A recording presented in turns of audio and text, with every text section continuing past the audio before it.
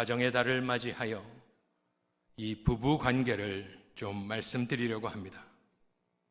첫 번째로 오늘 본문에 가장 먼저 등장하는 이는 뱀입니다. 교회를 오래 다닌 사람들은 이 장면이 어색하지 않지만 처음 교회를 온 사람들은 뱀이 말을 하니 이것은 말이 안 된다, 이것은 신화다 생각할 수 있겠습니다. 그런데 이 뱀은 하나님이 지으신 들짐승 중에 있어 피조물이고, 동시에 성경은 이 말을 하는 이유가 무엇인가 보면 그의 정체가 나오는데, 계시록 12장 9절에 보면 큰 용이 내어 쫓겼다. 그의 정체가 무엇이냐? 옛 뱀, 곧 마귀라고도 하고 사탄이라고도 하며 온천하를 꿰는 자다. 그의 정체를 알려줍니다.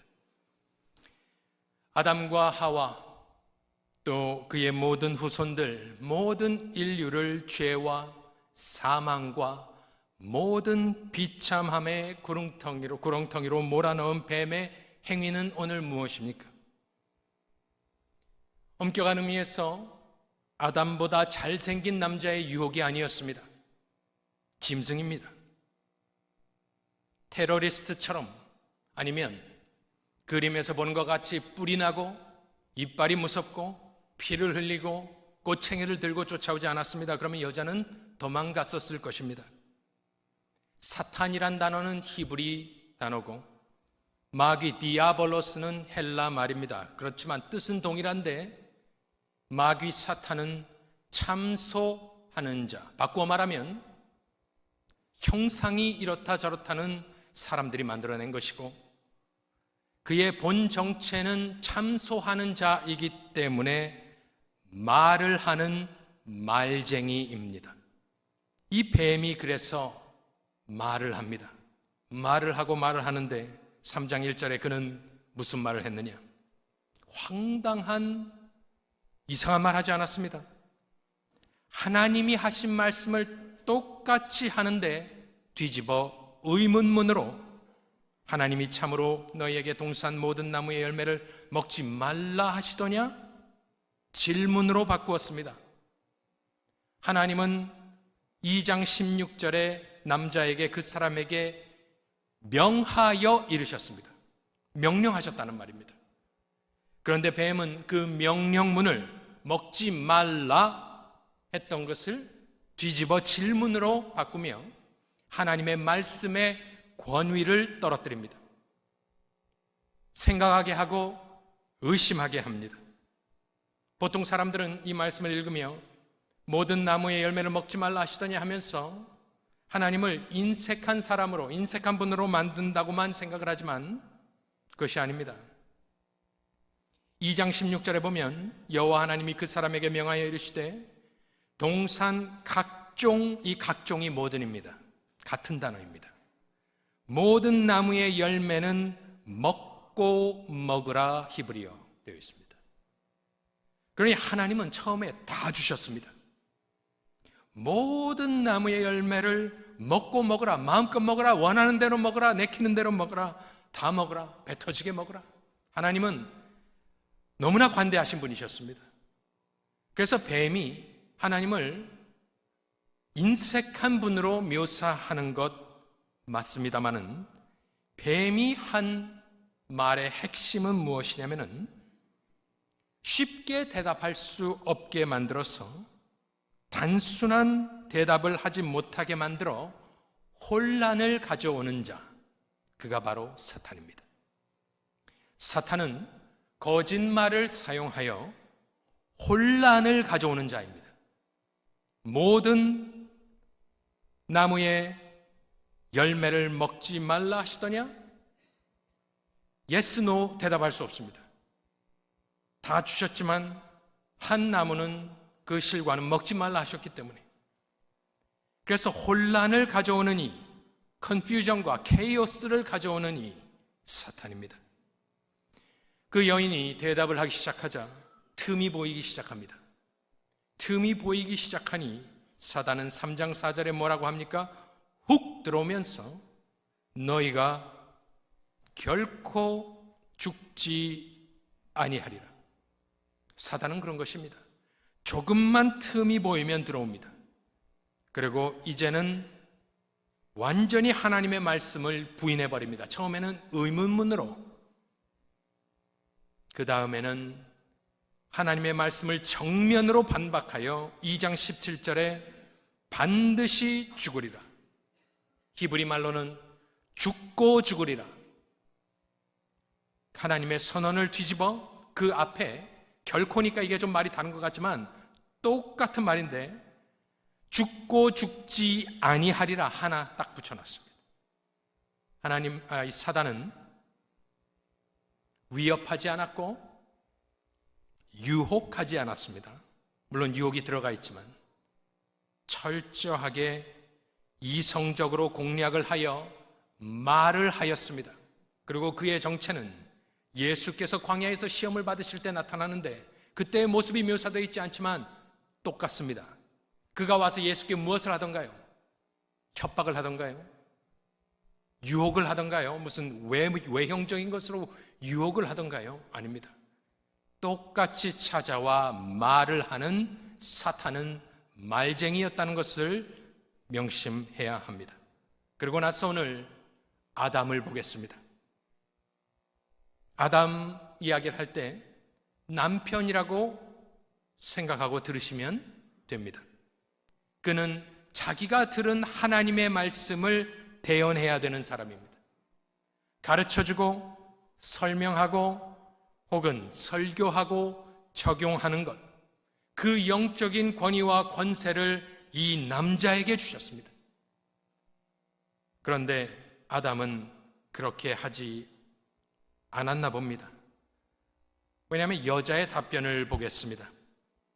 물론 여자가 제대로 듣지 않았을 수도 있고 잊어먹었을 수도 있습니다. 하지만 어쨌든 아담은 책임이 있는 것이 분명합니다. 3장 2절에 여자의 답변을 보겠습니다. 여자가 뱀에게 말하되 동산나무의 열매를 우리가 먹을 수 있으나 무엇이 빠졌는가 보십시오. 모두가 빠졌습니다. 원어를 놓고 보니까 없습니다.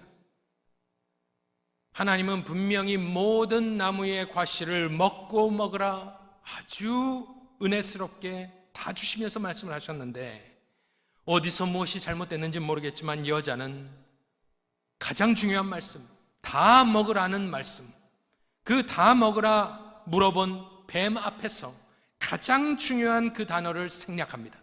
잊어먹었던지 아니면 몰랐던지 모르겠습니다. 어쨌든 하나님의 말씀을 생략하였다, 감하였다. 3장 3절을 보면 그 유명한 대답 중에 무엇이 있습니까? 하나님이 하시지도 않은 말씀이 들어있는데 하나님의 말씀에 가하여 더하여 무엇을 말하느냐? 만지지도 말라, 너희가 죽을까 하노라.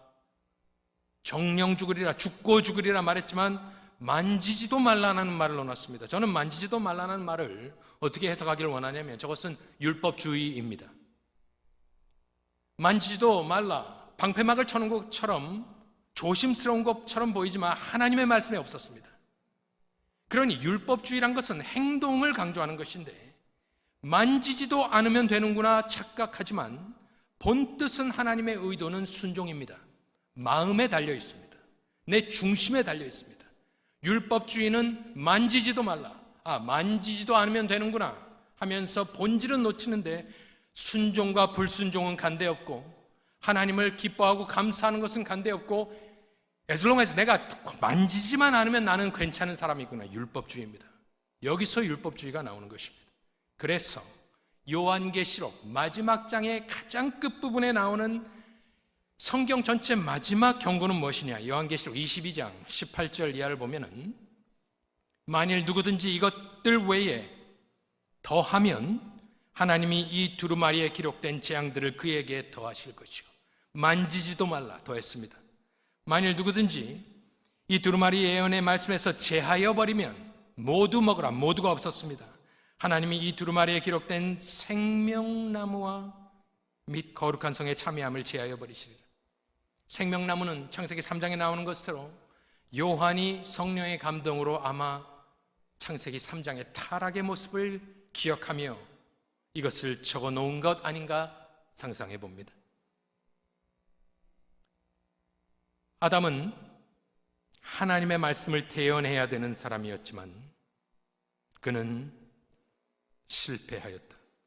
선지자 역할을 실패하였다. 그렇다면 왕의 역할은 어떻게 되었는가 가만히 보면 2장 15절에 보면, 창세기 2장 15절에 보면 하나님이 명령을 하실 때 하나를 더 주셨습니다. 그것을 경작하며 지키게 아담에게 하셨습니다. 무엇으로부터 지키는가 모릅니다. 어쨌든 지키는 것은 왕의 역할입니다. 지난주에도 말씀드린 대로.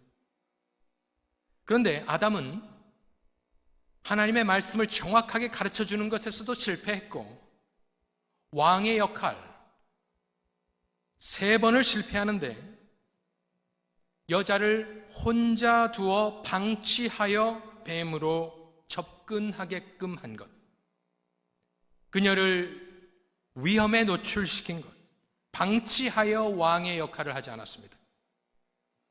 두 번째로는 여자가 그 열매를 따먹고 3장 6절에 자기와 함께 있는 남편에게도 줄 때에 그는 선택이 있었습니다. 하지만 성경 어디를 봐도 그가 이 순간 아내를 꾸짖었다거나 하나님의 말씀대로 살지 못한 것을 꾸짖었다거나 뱀을 찾아가 원흉을 찾아가 그를 박살내지 아니한 것 없습니다. 무엇보다 성경은 이 남자의 침묵을 강조합니다. 침묵한 죄. 왕으로서 여자를 혼자 두었다. 침묵하였다. 왕으로서 가만히 있었다. 여자를 향하여 뱀을 향하여 그리고 동조하였다. 3장 6절에 그의 타락은 아주 짧게 묘사되어 있는데 그도 먹은지라. 어떠한 저항도 없고 저 말이 끝난 뒤에 이제 모든 인류 역사는 미저리 비참함 뿐인 것입니다. 그래서 아담은 선지자의 역할, 왕의 역할, 제사장의 역할에서 모두 실패하여 아내도 결혼 생활도 부부 관계도 가정도 다 잃어버리게 되었습니다. 그렇게 실패한 아담 또 이 여인 7절에 보니까 가장 먼저 들어온 것은 수치였습니다. 사탄의 논리대로 하면 행복할 줄 알았거든요. 하나님처럼 된다고 했거든요. 어느 정도는 맞습니다. 그런데 수치가 들어오고 저 벗었음은 또한 무방비 상태로 노출됨을 이야기하기도 합니다. 행복할 줄 알았는데 내가 원하는 대로 내 생각대로 사단의 논리대로 하면 내가 진정으로 행복해질 줄 알았는데 그렇지 않다라는 말씀. 그리고 8절에 보니까 하나님과의 관계가 깨졌기 때문에 도망다닙니다. 그 사랑스러운 창조주의 음성이 더 이상 들리지 않고 두려워 그의 낯을 피하여 숨게 됩니다. 그의 낯을 우리에게 향하여 드는 것은 그리하여 축복이 되는 것입니다. 그러고 나서 하나님께서 신문을 하십니다. 아니 다 알고 있지 않겠습니까? 지금 무슨 일이 일어났는지 창조주가 듣고 보지 않겠습니까? 그런데 하나님은 계속해서 질문을 하시는 것은 하나님은 공의의 하나님이기 때문입니다. 먼저 회개할 기회를 주고 자복할 기회를 주고 자백할 기회를 주고 그 다음에 내가 듣기 전에 심판하지 아니하겠다 말씀하시는 것과 같이 아담에게는 뭐라 하시느냐? 어디 있느냐? 어디에 있느냐 물어보십니다. 그리고 나서 10절을 보면 이 남자의 대답을 한번 들어보십시오.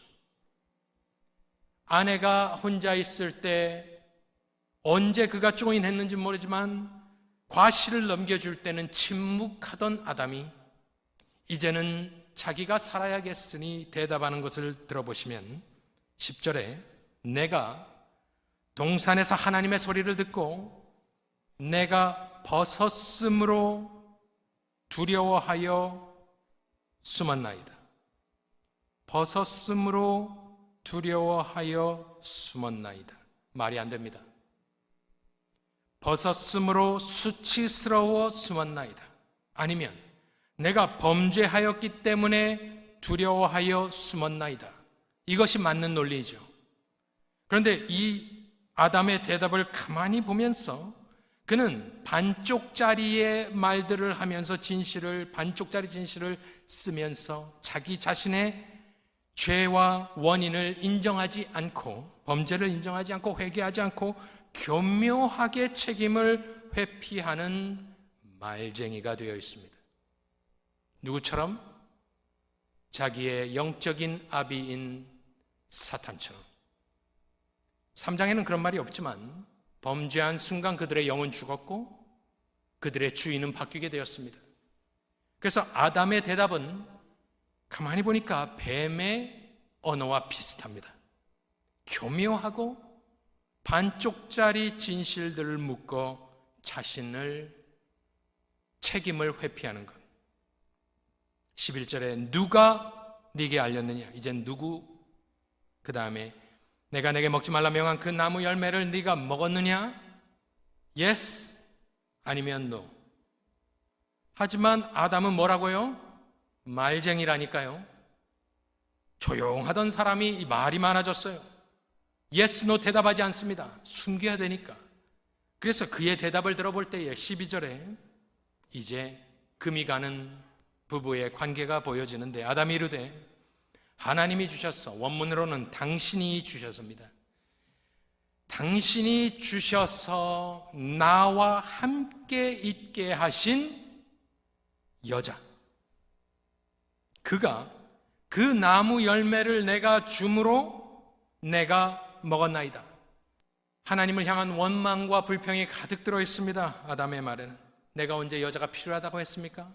당신이 보기 안 좋다 그래서 당신이 날 잠재워 놓고 내 허락도 없이 갈빗대를 가져다가 여자를 만들어서 당신이 가져왔지 내가 달라고 했습니까? 죄인의 모습입니다. 블레임하는 것, 책임 전가, 나는 희생자다. 자기 입장에서 자기 유익을 위해서 하는 말들이기 때문에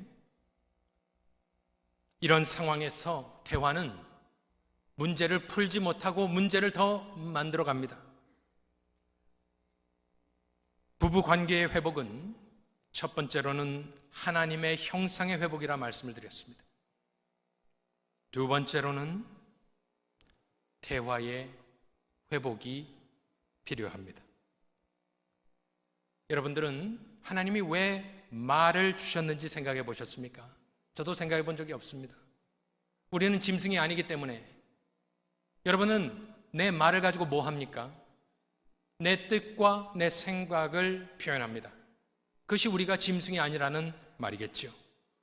하지만 가만히 오늘 이걸 생각해 보니 하나님이 말과 대화를 주신 의미는 내 생각, 내 뜻을 전달하라고 주시기 이전에 하나님이 하신 말씀을 대언하라고 주셨고, 나를 창조하신 하나님을 찬송하라고 혀와 언어를 주셨고, 다른 부부 가정의 관계를 세워주고 높여주고 하라고 하나님께서 이 말을 주셨지만, 우리는 아담과 하와처럼 내 중심, 이기주의적으로 내 뜻을 관철시켜 목적을 가지고 무언가를 이루기 위해 말을 사용한다는 것을 우리는 깨달을 수 있습니다.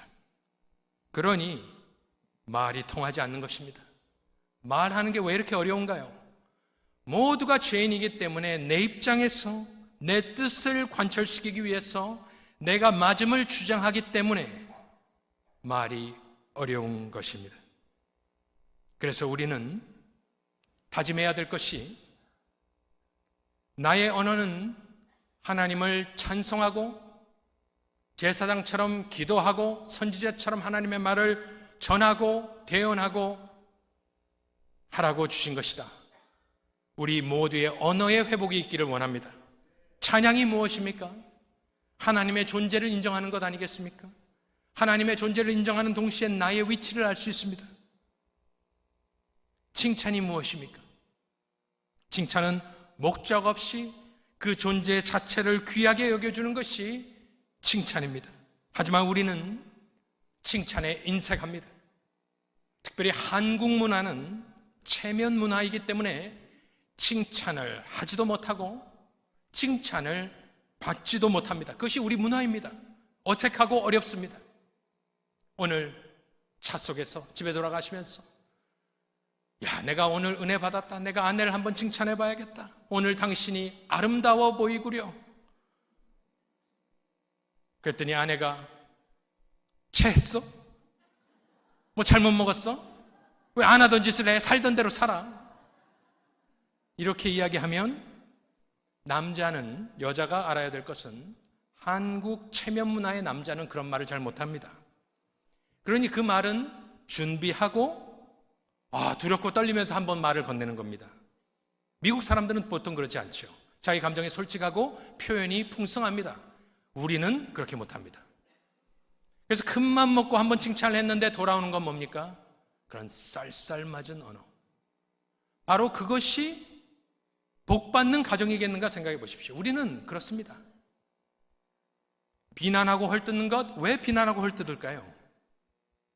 단지 내 화를 풀기 위해서도 아니고요, 내가 우월하다라는 것을 증명해 보이기 위해서 그렇습니다. 깎아내리는 건 내가 너보다 낫다. 이것이 누구의 언어인지 여러분들 한번 생각해 보시기 바랍니다. 또 우리는 나는 당신이 아니고 당신 내가 아닙니다. 그래서 우리는 대화할 때에 조심해야 하고 또한 정확하게 이야기해야 됩니다. 많은 때에 가만히 보니까 주어도 목적어도 뭐 다 헷갈려요. 어제도 대화를 하는데 그랬습니다. 한참 이야기를 하다 보니까 딴 말을 하고 있는 거예요. 그래서 정확하게 이야기를 하고 이야기하라 말씀. 제 아내한테 한 말은 아니고 정확하게 누구를 이야기하는지 이야기하고 이야기하라. 그러니까 서로 딴 생각을 하는 거예요. 예를 들면은 피곤한 몸을 이끌고 남편이 일을 마치고 집에 들어오면서 내가 딱 문을 열고 들어오면서 아이고 배고프다. 내가 배고프다 얘기를 했지만 아내는 배고프다라고 들리지 않습니다. 밥을 차려라. 아내는 밥상을 차려로 들립니다. 그러니까 나중에 할란다. 그러니까 아니 내가 언제 밥 차려달라고 했느냐 그러면서 싸움이 붙을 수도 있습니다. 아내들이 집에 들어오면서 아이고 배고프다 하는 거 들어봤나요? 보통 여자들은 그러지 않습니다. 우리 남자들이 많이 그렇게 합니다. 우리 남자들은 이제는 그런 말 할 필요 없이 들어오면서 배가 고프면 아무 얘기 하지 마십시오. 혹시 해야 되면 아내가 물어보면 내가 햇반 데피고 김 까고 참치캔 뜯어서 먹겠다. 당신은 당신이 하던 일을 하라. 드라마 마저 보시라. 나는 알아서 처리하겠다. 이렇게 해야 되는 거예요. 배고프다. 왜? 우리가 다 죄인이기 때문에 의도를 할 수도 있고 의도를 안 할 수도 있지만 우리의 생각들이 다 다르기 때문에 해석이 다 다르고 이런 데서 서로 짜증나고 피곤하고 싸우고 아무것도 아닌 일에서 그렇게 됩니다. 여러분들 한 가지만 더 말씀을 드리겠습니다. 대화의 회복 가운데 여러 가지가 있겠습니다만은 돌아가신 우리 어른들 생각해 보세요. 무엇이 생각납니까? 그들의 행동, 그들의 외모 여러 가지가 생각나지만 목소리가 생각나지 않던가요? 참으로 희한하게 우리는 다 눈 둘, 코 하나, 입 하나인데 생긴 게 다 다르고 목소리도 다 달라요. 희한하게. 제가 일전에 플로리다에 가서 잠깐 가서 공부하고 올 때가 있었습니다. 그때에 한 일주일, 2주 같이 있는데 돌아가면서 다 처음에 인사를 하죠. 누구인지. 근데 한 미국 목사님이 있었습니다. 덩치가 6'1", 6'2", 아주 컸습니다. 근데 호리호리하고 덩치가 좋고 얼굴은 조망만하고 잘생기고 우리 9시에 모이는데 벌써 운동, 헬스를 갔다 와가지고 막 쉐이크에 그게 2011년, 12년쯤 됐을 겁니다. 딱 준비가 되어 있는 모습. 너무나 멋있는 사람이 하나가 있었습니다. 그래서 돌아가면서 우리가 다 인사를 하면서 저 사람이 아마 큰 목회를 하시는 목사님인가 보다 생각을 하고 가만히 들어보았습니다. 그 남자의 차례가 되었습니다. 그래서 저는 가만히 귀 기울이고 있었는데 그분이 무엇이라 이야기를 하냐면은 자기를 소개할 때 이렇게 이야기를 합니다. 말을 못합니다. 가만히 들어보니 이분은 플로리다에서 큰 목회를 하고 계셨습니다. 그런데 어느 순간 목소리가 나오지 않더라 이야기를 합니다. 설교자가 목소리가 안 나오면 어떻게 되겠습니까? 제가 오늘 이 자리에서 하나님의 말씀을 대언하는 이유가 무엇이겠습니까? 하나님이 나에게 목소리를 주셨기 때문입니다. 저는 그래서 그 뒤에도 그분을 종종 생각합니다. 삶도 그렇고 목회도 그렇고 하나님이 너 목소리 가져가면 끝이야. 여러분들, 우리가 하나님이 언어를 주시고 목소리를 주시고 말을 주셨을 때에 말쟁이인 사탄을 따라서 이야기하지 아니하며 하나님의 형상을 회복하여 부끄러워하지 마십시오. 하나님이 주신 권세요 권한입니다. 이것을 사용하지 않을 때 철저하게 무너지는 것이 우리 가정이요, 부부요, 자녀요, 교회요. 우리는 지켜야 되고 말해야 되고 기도해야 되고 찬송하고 기도하고 선포하고 전도하고 선교하고 사랑의 말, 사랑의 언어, 세워주는 언어, 칭찬의 언어, 하나님의 언어를 사용하실 때에 하나님께서 우리 모든 교회의 권속들 가운데 존귀한 하나님의 형상과 화평과 평화가 깃드는 회복이 있으실 수 있기를 간절히 축원합니다.